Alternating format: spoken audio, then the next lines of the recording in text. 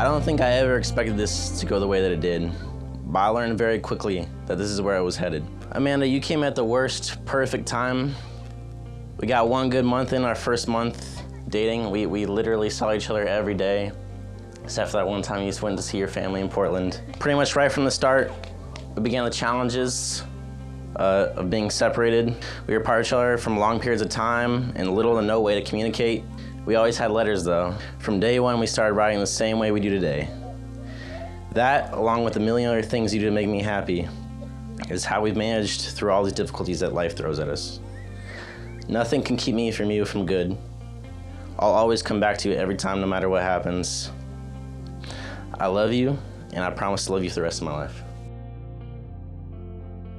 When I think about my first date with Vince, I think about the 50s music that he played for me and how he took the long way home so that he could talk to me longer, and how I accidentally spilled coffee in the floorboards of his car and I was too embarrassed to tell him until a couple months ago.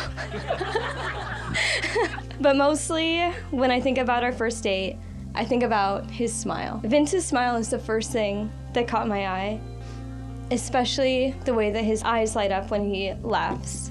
When he smiles, you can see his best qualities, his kindness, his sweetness, and my favorite, his love for me. My mom always says that her favorite thing about Vince is how much he loves me.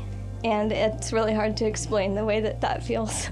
Since our first date, kind of as Vince alluded to, we've been in a long-distance relationship. Vince left for Navy boot camp about a month after we met, and I waited for another month to receive a letter from him very anxiously. And finally one arrived, and it was just days and days worth of mail that had finally gotten to me. And when I opened the mailbox, I just immediately started crying. And since then, he wrote me letters every day of boot camp, every day that he was on deployment. He has always known how to be there for me from afar. He made an effort to leave a busy day of work on deployment to stand in line and then message me on the day of my mom's first chemo appointment. And he said, "Hey, I know you need me today, so I'm here."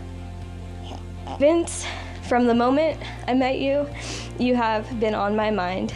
You're the man that I've always dreamed of. I promise to love you forever, to be loyal to you and to keep you laughing. I promise to take on life's challenges with you as a team. You are the love of my life. Remember in grade school, we used to read fairy tales, and those fairy tales always ended the same way, right? And they lived happily ever after. There was always something in that particular fairy tale where the protagonist and the antagonist had a struggle, but they always overcame it in the end, and they always lived happily ever after. And that is what we wish today for these two. If you have love, then you have everything. Hang on to that. Don't let it go. Ladies and gentlemen, Mr. and Mrs. Vincent and Amanda Sclemente.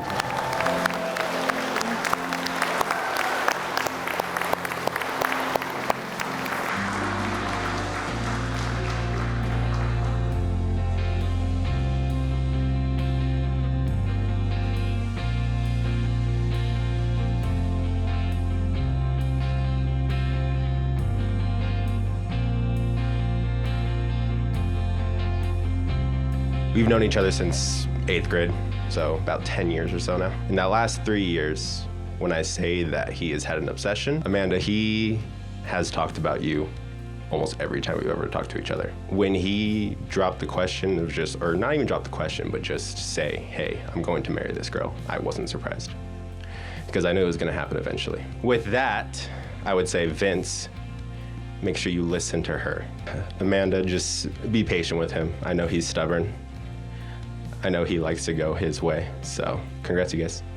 I always knew that Vincent was going to be the one to get married first. I mean, it just made more sense.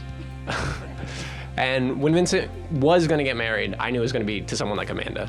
Back to what Amanda said earlier about Vincent's smile, it is correct. He has something in his smile. It's those little creases he gets, like right here, when he like actually smiles. And I knew that the girl who he would marry, when Vincent talks about Amanda or talks to Amanda or even kind of thinks about her, he gets that full smile with those creases in the corner. And I knew that Vincent would end up with a girl who can make him smile like that. So I'm looking forward to when Vincent is finally home and I get my best friend back, and I also get a brand new friend in Amanda. So I've known Nana for a long time, which is actually why I call her Nana. Since we met in daycare at 6 months old, we've been friends before we could even say each other's names. We've been there for each other through everything, from schemes to forts to important life events, and of course, dog weddings. And that's why I'm so happy that she found Vince, because Vince is a truly amazing guy, and I know he will be right there with her for a lifetime of plans and schemes. To the bride and groom. Hi, I've known Amanda since 3rd grade, and she's always been a stand-in sister in my life from the day she moved to California. Over the years, we've done everything from karate to school plays to jumping my car battery after long nights of sitting at McDonald's and watching the street sweeper. When Amanda first met Vince, I could already tell something was different this time around. Although I only got to meet him one time before you guys got engaged, I always could tell just how much they loved each other. It's been wonderful seeing your relationship grow from opposite sides of the country. I hope Amanda and Vince have a wonderful marriage.